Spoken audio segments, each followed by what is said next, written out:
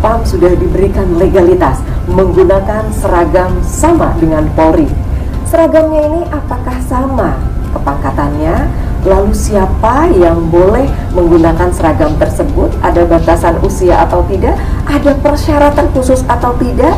Dan bagaimana penerimaan masyarakat umumnya? Dan ada tidak peraturan-peraturannya? Nah, selama ini yang sedang kita perjuangkan dengan bersama-sama teman ini dari asosiasi, skala dan struktur upah.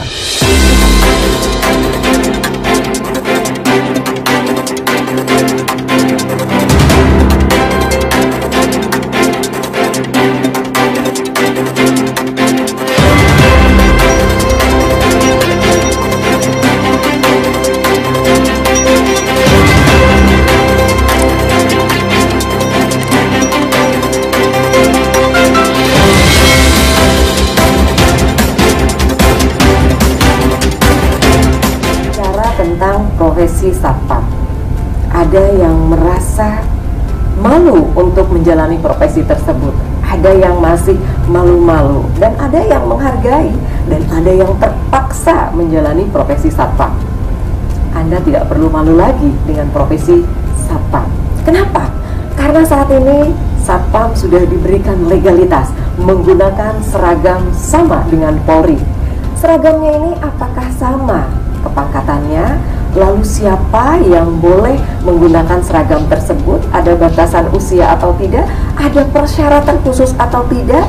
Dan bagaimana penerimaan masyarakat umumnya? Dan ada tidak peraturan-peraturannya? Terima kasih, Pak. Jadi secara substansi di Perpol 4 tentang PAM Swakarsa itu di situ mengatur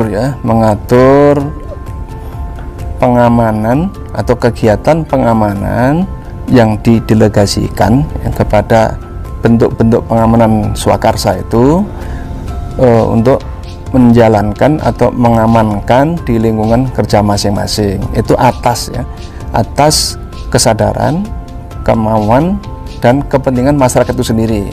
Polri mengukuhkan mereka. Perpol 4 ini itu dibalik itu ada pemuliaan profesi Satpam. Nah, Satpam menjadi profesi, ya. Satuan atau kelompok profesi pengemban fungsi kepolisian terbatas, ya, yang menjalankan fungsi kepolisian terbatas tadi itu. Nah, dari situlah Polri secara teknis melakukan pembinaan, mulai dari proses rekrutmen, kemudian pelatihan. Pelatihan ini bisa diselenggarakan oleh Polri, juga bisa diselenggarakan oleh BUJP, BUIJP. Wah, anggota Satpam itu yang penting harus sehat jasmani dan rohani, itu harus. Kemudian tinggi badan juga enggak terlalu beda jauh dengan anggota Polri, karena dia kan pengemban fungsi kepolisian. Ada tinggi badan minimal, misalnya yang perempuan 155, yang lagi 160, sehingga dari performan itu kelihatan. Kemudian yang penting lagi, Polri juga menyiapkan desain kurikulum dan bahan pelajaran. Itu membentuk kompetensi. Sebagai sebuah profesi, dia harus punya kompetensi khusus, Pak. Nah, maka tadi kompetensinya Satpam itu adalah ada di Polri sebetulnya, didelegasikan kepada Satpam, direkrut oleh BUJP, oleh pengguna jasa yang lain, ya, kemudian nanti koordinasi dengan Polri untuk proses pelatihannya, gitu, Pak. Jadi ada pelatihan? Ya, ada. Yang profesi, Pak. Profesi harus punya kompetensi. Nyambung lagi yang di tadi masalah kompetensi, Pak, ya. Polri tadi menyiapkan regulasi tentang kurikulum, kemudian bahan pelajaran, bahan ajarnya, instrukturnya, kemudian proses pelatihan. Dengan kurikulum tadi selesai dan dia dinilai bisa menyelesaikan program pelatihan tadi itu, nah, kemudian kepada yang bersangkutan diberikan ijazah sebagai tanda lulus pelatihan. Nah, itu tidak berhenti sampai di sana. Dia dari situ tuh belum bisa belum mendapatkan kewenangan kepolisian terbatas tadi. Dia harus dikukuhkan oleh Polri, ya, sebagai pengemban fungsi kepolisian terbatas. Tadi ada selembar kertas yang menyatakan bahwa kamu sudah layak dan patut menjalankan profesi Satpam. Nah, itu di situ nanti akan tertulis kepangkatan dia. tergantung jenis pelatihan yang dia ikuti. Kalau garda pertama, nanti begitu lulus dikukuhkan, dia diberi pangkat sebagai pelaksana. Nah, dia diberikan tanda kewenangan, dia diberikan kartu tanda anggota, kemudian dia diberikan PIN, ya, PIN kecil itu kualifikasi pendidikan yang pelatihan yang dia ikuti. Kemudian ada juga buku riwayat satpam, Nah, setelah itu semua diperoleh, nah, baru BUJP penyedia tadi baru bisa mempekerjakan dia.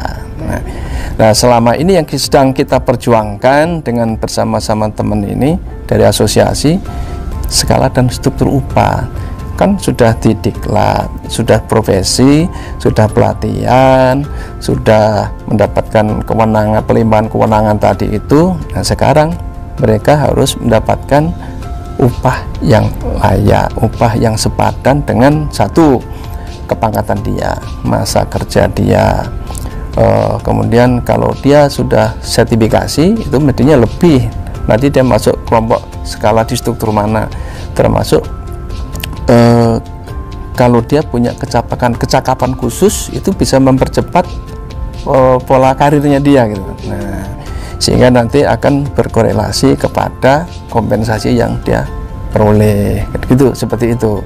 Jadi pola karirnya juga diatur, yaitu untuk memberikan stimulus bagi teman-teman satpam ini supaya bekerja dengan semangat, bekerja dengan baik. Pengelolanya juga harus demikian, harus berbanding lurus. Satpamnya sudah bagus, pengelolanya bagus, pembinanya bagus, upahnya juga bagus. Ini proses pemulihan tadi yang kita roadmap itu seperti itu.